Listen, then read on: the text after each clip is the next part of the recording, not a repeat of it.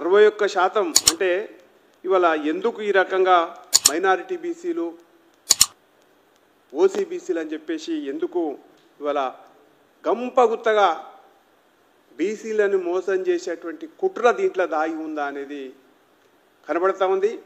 దీనికి రాహుల్ గాంధీ గారు మద్దతు తెలపడం ఏదైతుందో దేశవ్యాప్తంగా బీసీలని ముంచేటువంటి ప్రయత్నం కాంగ్రెస్ పార్టీ చేస్తుందని చెప్పేసి స్పష్టంగా చెప్పదలుచుకున్నాం.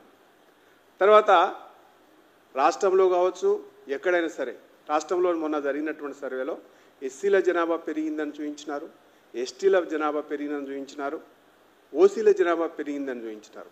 బీసీల జనాభా మాత్రమే తగ్గించి ముస్లింలను కలపడం అటువంటి అంతర్యం ఏమొచ్చింది, దీంట్లోనే కుట్ర జరిగింది అనేటువంటి విషయం స్పష్టంగా మనకు కనపడతా ఉంది. తర్వాత మీరు ఎగ్జాంపుల్ మనం చూసుకుంటే బీహార్లో బీసీ జనాభా 63% ఉంది. ఇక్కడ అంతకంటే ఎక్కువ ఉంటుందని చెప్పేసి అనేక రకాలుగా సర్వేలు చెప్పినాయి. కానీ ఇవాళ మొత్తానికి మొత్తం తగ్గించి చూపించడంలో నీకున్నటువంటి అంతర్యమే ఉంది.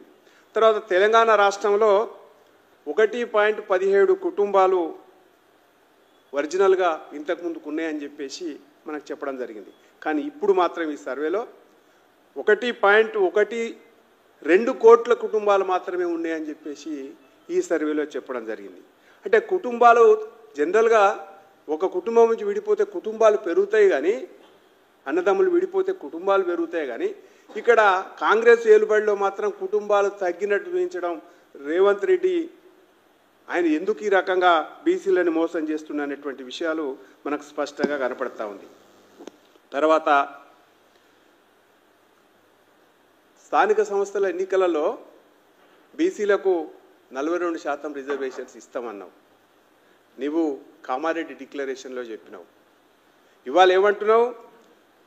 పార్టీలకు వదిలేస్తున్నాం, పార్టీలు వాళ్ళు టికెట్లు 42% ఇవ్వాలంటున్నావు. అంటే మేమేమంటున్నామంటే కాంగ్రెస్ పార్టీ ఉదయపూర్ డిక్లరేషన్ చేసి మోసం చేసింది, కాంగ్రెస్ పార్టీ కామారెడ్డి డిక్లరేషన్ చేసి బీసీలను మోసం చేసింది. ఇప్పుడు అఫీషియల్గా అధికారంలోకి వచ్చినాక కాంగ్రెస్ ప్రభుత్వం కూడా బీసీలను మోసం చేస్తున్నది. ఇది అఫీషియల్గా పార్టీ పరంగా కామారెడ్డి డిక్లరేషన్లో మోసం చేసింది, పార్టీ పరంగా ఉదయపూర్ డిక్లరేషన్ చేసి ఎక్కడ కూడా బీసీలకు రిజర్వేషన్స్ ఇస్తామని 34 సీట్లు ఇస్తాం, పార్లమెంటుకు 2 సీట్లు ఇస్తామని ఎక్కడ ఇవ్వలేదు.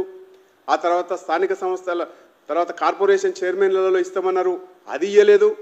ఇవాళ అఫీషియల్గా మేము చెయ్యమని చెప్పేసి మరి ఎందుకు ఇంత రాద్ధాంతం చేయాల్సినటువంటి అవసరం ఏముంది, ఇంత ప్రజలను ఎందుకు మోసం చేయాలా అనేటువంటిది స్పష్టంగా భారతీయ జనతా పార్టీ ఇవాళ అడగదలుచుకున్నాం. కాబట్టి కాంగ్రెస్ పార్టీ అంటేనే మోసం.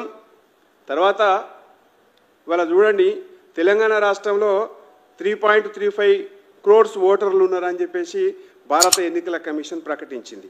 కానీ ఈ సర్వే ప్రకారం అది కూడా 3.54 కోట్ల మంది మాత్రమే ఉన్నారనేటువంటి విషయం స్పష్టంగా చెప్పదలుచుకుంది. అంటే ఇక్కడ వ్యత్యాసం 19 లక్షలు మాత్రమే వ్యత్యాసం ఎందుకున్నది అంటే ఓట్లు లేని వాళ్ళు అంతే ఉన్నారా? అసలు ఈ సర్వేకు శాస్త్రీయత లేదు, సమగ్రంగా ఈ సర్వే చేయలేదు, ఎక్కడికక్కడ మోసం చేసేటువంటి ప్రయత్నం చేస్తుంది తప్ప ఎక్కడ కూడా మనం నమ్మాల్సినటువంటి అవసరం లేదని స్పష్టంగా కనపడతా ఉంది. తర్వాత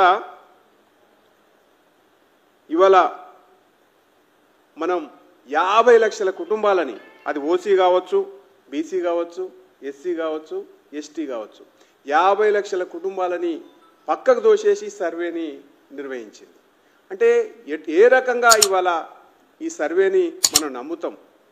కాబట్టి అన్నీ కూడా డొల్లవతనం చేసి రేవంత్ రెడ్డి గారు ఇవాళ అన్ని వర్గాలను మోసం చేస్తూ ఉన్నాడు. ఇవాళ ముస్లిం జనాభాని బీసీలలో కలిపి ఇంతకుముందుకు బీసీ ఈ కోటాలో 4% రిజర్వేషన్ పెట్టి మైనారిటీ రిజర్వేషన్ పెడితే కోట్లలో ఇవాళ మగ్గుతూ ఉంది.